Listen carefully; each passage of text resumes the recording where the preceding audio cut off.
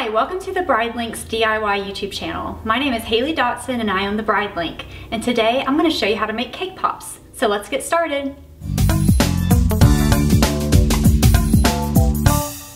The items you will need for this project are melting chocolate, cake of your choice and icing of your choice, sprinkles, food coloring, and cake pop sticks. Okay, so the first step to make cake pops is to bake your cake according to the directions on the back of the box. I've chosen strawberry cake and strawberry icing for these cake pops. However, you can use chocolate, you can use white, you can use any flavor that you want.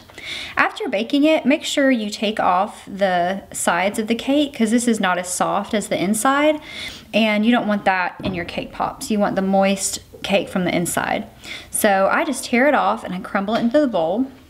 So the next step is to add your icing, and there's really no measurement for how much icing to add. I suggest just a spoonful to start with, and then mix your icing until it's the right consistency.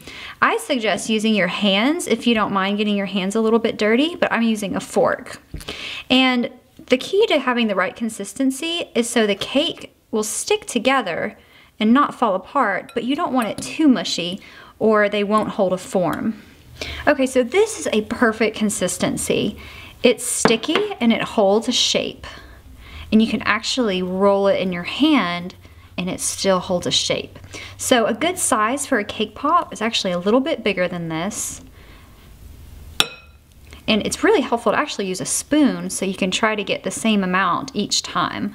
So this is about the size that I like for cake pops, and you'll just set that aside and go through your whole batter, and then you'll just put them in the fridge to allow them to get firm because they're easier to dip in the white chocolate when they're firm.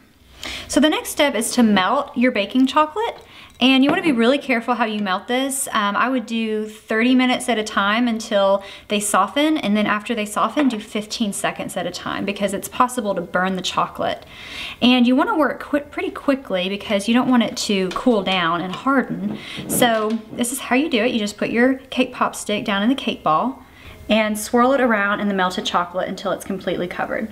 After you dip your cake balls into the white chocolate, it's time to decorate it. And as you can see, we have different variations of a pastel pink color, and all I did is I put a few drops of red into the white chocolate, and it gave me different colors of pink.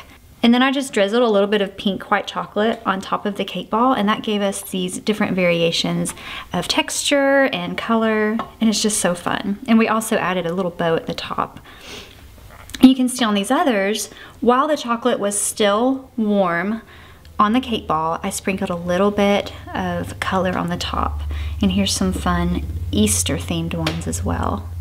Thanks for watching the Bride Link's DIY YouTube channel. Again, I'm Haley Dotson, and we hope to see you next time.